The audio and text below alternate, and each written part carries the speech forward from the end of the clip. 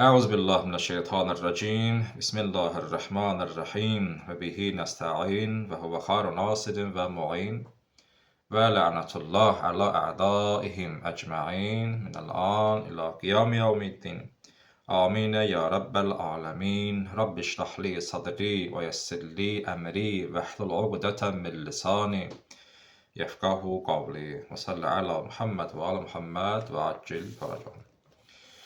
Qolmuş şeytanın şərrindən Allaha sığınıram. Rəhman, rəhim olan Allahın adı ilə Allahın salam və salavatı olsun Peyğəmbər və onun pak əhl-i beytinə.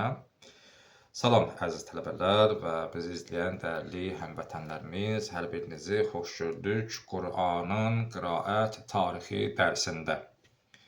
Bugün 10 aprel 2026-cı il 57-ci dərs. Bu kitabda son dərsimizdir ki, inşallah mən yarım saata 25 dəqiqə qutarsam yaxşı olar. Gəlin dəfə alınsa yeni bir dərslik, bir iki dərslik qoyular, olmasa da ki, baxarıq vəziyyətə. Mövzu Quranın çapıdır. Çox qısa məlumat verəcəm. Bizim bir dərsliyimiz var, inşallah gələcək keçmək olar Quran sahəsində. Yəni Quranşünaslıq fakültəsi var, Quran ixtisası. Orada ki, nə qədərsən Quran barəsində elmlərdir. Məsələn, o vaxt biz oxumuşuq, Quranın tərcümələrini araşdırmaq. Quran tərcümələrini araşdırmalı. Quranın təfsirlərini araşdırmalı. Hansı tarixi, yazan kimdir, niyə belə yazıb, nə qədər etibarlıdır, nə qədər etibarlıdır. Təfsir İbrahimin qovmi, nə qədər mən kəndə görmüşəm onu. Əli ibn İbrahim qovmunun təfsiri nə qədər etibarlıdır. Həsən Əskəriyə nisbət verilən təfsir ki, mən arxamda da var. Nə qədər etibarlıdır. Bir də dərslik var, Quranın çap və tərcümələrinin araşdırılması. Çox qəşəng dərslikdir. Onun üçün gələcəyə mən çox istəyirəm. Bizdə məsələn üçün belə bir Quran mütəxəssisləri olmaq istəyirlərsə olsunlar. Bizdə onların xidmətində olaq, sırf Qurana aid dərsliklər olsun. Ki, çox ehtiyac var həqiqətən də. Quran çapı. Deyir, Quran-ı Kərimin ilk dəfə çapı harda olub? Cavab Misirdə. 1308-ci hicri ili ilə Üstad Rizvan ibn Məhəmməd Məxəllatinin tərəfindən bu iş baş tutmuşdur. İndi burada idarə heyəti, redaktor eləyənlər, ikinci dəfə kimlər çap eləyir, adlar ona işimiz yox. Amma bunu bilək ki, 1308-ci ildə Misirdə birinci dəfə Quran, əlimizdə belə ki, Quran var, çapdan çıxmışdı. Qiraət və təcvid. Bunlar bilirsiniz. Məlumat vermişik, yeni məlumatlar var. Qiraət nədir? Təcvid nədir? Oxumuş azan çoxundan. Qiraət nədir? Təcvid nədir? Qiraət ibarət nədən? İbarətdir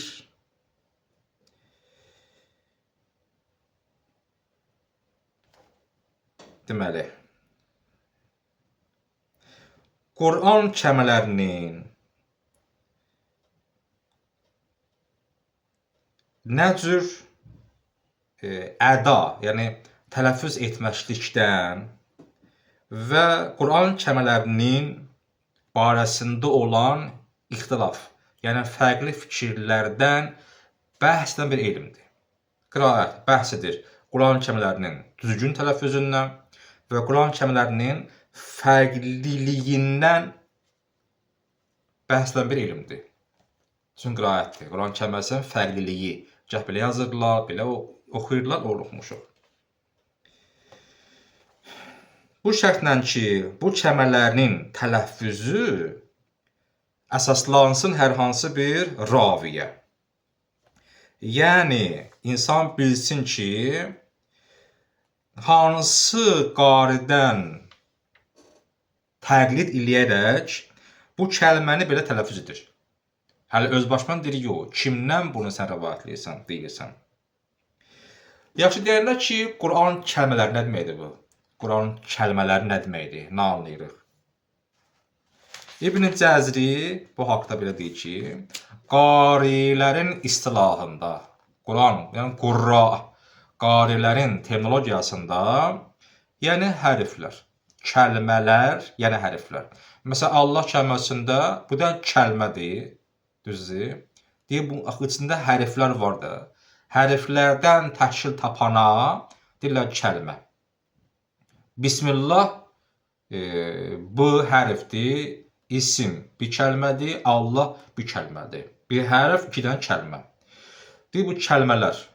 Yəni, qiraat budur ki, bu kəlmələrin düzgün tələffüzü və bu kəlmələrin düzgün oxumaqlığı. Mümkündür, düzgün tələffüz edir, amma səhv oxuyur. Yəni, kəlmə nə cür Peyğəmbərə gəlib salat tərəfindən tələffüz eləsin.